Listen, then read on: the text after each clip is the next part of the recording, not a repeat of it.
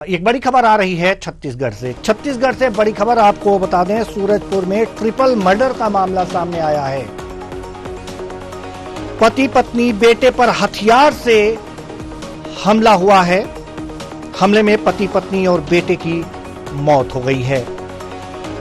जमीन विवाद पर रिश्तेदारों ने हत्या की। मौके पर पहुंची पुलिस जांच में जुटी हुई है। खड़गवां क्षेत्र के जगन्नाथपुर का यह मामला बताया जा रहा है। बड़ी खबर आपको बता रहे हैं छत्तीसगढ़ से। खड़गवां क्षेत्र के जगन्नाथपुर का मामला बताया जा रहा है। सूरजपुर में ट्रिपल मर्डर का मामला सामने आया है। ये एक्सक्लूसिव तस्वीरें आपको हम दिखा रहे हैं छत्तीसगढ़ के सूरजपुर से। सूरजपुर में ट्रिपल मर्डर का मामला सामने आया है। पति पत्नी बेटे पर हथियार से हमला किया गया है। हमले में पति पत्नी और बेटे की मौत हो गई है। आप देख सकते हैं, ये एक्सक्लूसिव तस्वीरें हम लेकर आए हैं आपके टीवी स्क्रीन पर। जमीन विवाद पर रिश्तेदारों ने यह हत्या की है।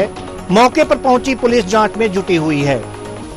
खड़गवां क्षेत्र के जगन्नाथपुर का यह मामला बताया जा रहा है। बड़ी खबर आपको बता दें, सूरजपुर में ट्रिपल मर्डर का मामला सामने आया है। ये तस्वीरें आप देख सकते हैं।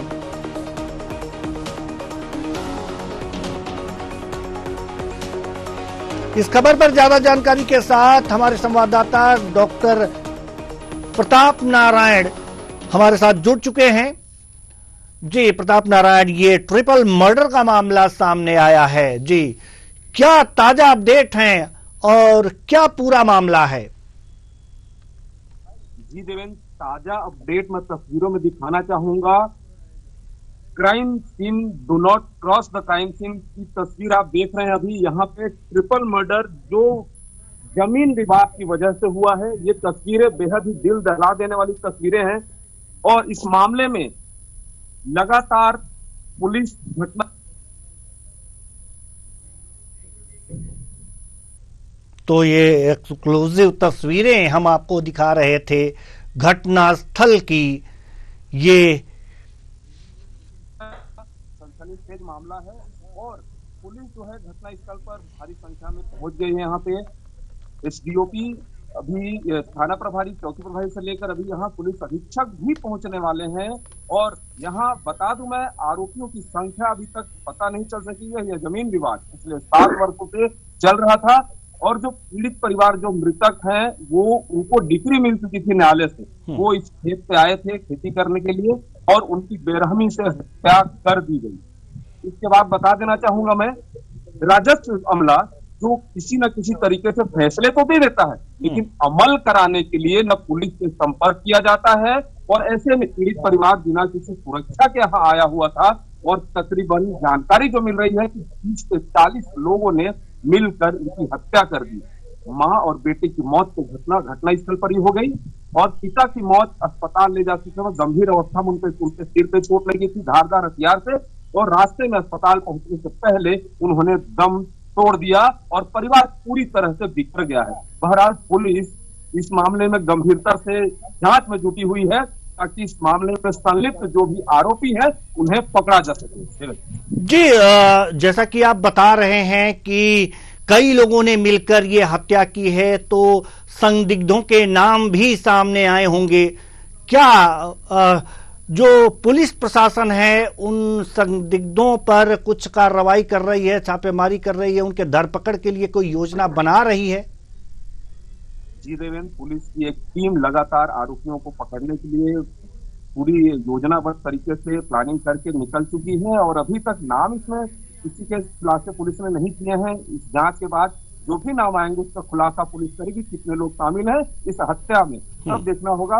पारिवारिक रिश्तेदार भी बताए जा रहे हैं। बंटवारा का मामला था और पिछले 7.5 साल से जमीन विवाद चल रहा था। इसमें सबसे बड़ी बात, जमीन विवाद में लगातार हत्याएं कहीं न कहीं बता रही है कि राजस्व विभाग इन हत्याओं को लेकर कहीं गंभीर नहीं है। पुलिस आपराधिक प्रकरण दर्ज करती है और पुलिस परेशान होती है, किंतु यह मामला बिल्कुल दूसरे तरीके का है जहां जमीन विवाद में लगातार 3 हत्याएं हुई है सूरजपुर जिले के केरता में।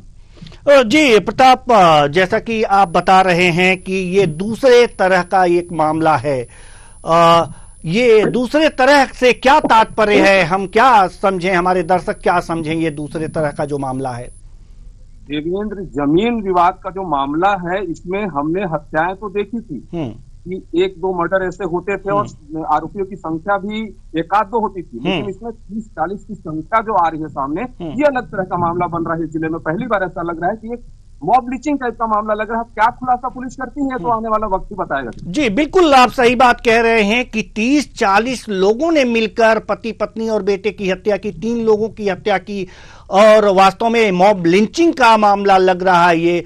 लेकिन अब जांच के बाद पता चल पाएगा कि वास्तव में वास्तविकता क्या है और किस तरह से ये हत्याएं की गई हैं। लेकिन अब सवाल एक और उठता है कि पति पत्नी और बेटे की हत्या कर दी गई है, तो क्या ये एक परिवार के ये तीनों लोग थे, तो क्या इनके परिवार में और कुछ लोग हैं भी या बस इतने ही थे?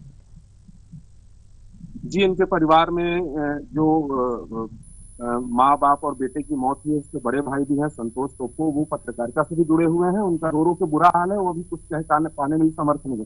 2-3 सदस्य और इनके परिवार में बचे हुए हैं, लेकिन पूरा परिवार एक तरह से देखा जाए तो इस जमीन विवाद के कारण बिखर चुका है। जी, इस जमीन विवाद के कारण पूरा परिवार बिखर चुका है। और इस हत्या के पीछे, और ये हत्या किस तरह से की गई है, कैसे की गई है, 30-40 लोगों ने मिलकर ये हत्याएं की हैं, कैसे की हैं, जैसे ही पता लगेगा आप नजर बनाए रखिएगा, जरूर बताइएगा। बहुत बहुत धन्यवाद इस तमाम जानकारी के लिए प्रताप नारायण। तो सूरजपुर में ट्रिपल मर्डर का मामला सामने आया है और पति पत्नी और